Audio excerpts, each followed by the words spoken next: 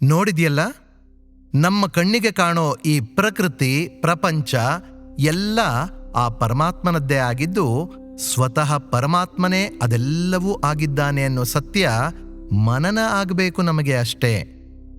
ಒಂದು ಮುಖ್ಯ ವಿಷಯ ನೆನ್ಪಿಟ್ಕೋ, ಯಾರಿಗೆ ಯಾವ ಭಾವ ಜಾಗೃತವಾಗುತ್ತೋ ಆಯಾ ಭಾವಕ್ಕೆ ತಕ್ಕಂತೆ ಅವರ ಜೀವನ ಕ್ರಮ ಆಯ್ಕೆ ಮಾಡಿಕೊಳ್ತಾರೆ. ಇದು ಅರ್ಥ ಆಗಿಲ್ಲ ಗುರುಗಳೇ.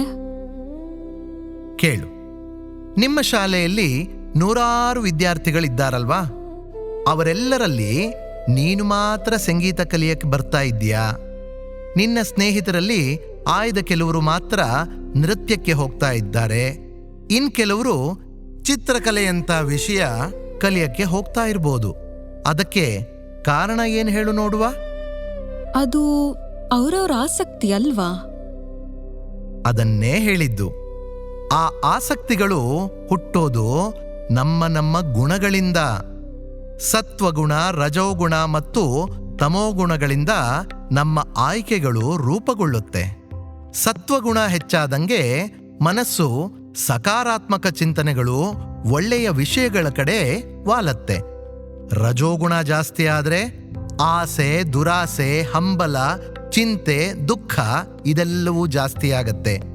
ಹಾಗೆ ತಮೋಗುಣ ಜಾಸ್ತಿ ಆದ್ರೆ ನಿರುತ್ಸಾಹ, ಆಲಸ್ಯ, ಸೋಂಬೇರಿತನ, ಜಡತ್ವ ಮೈಗೂಡುವಂತೆ ಮಾಡತ್ತೆ.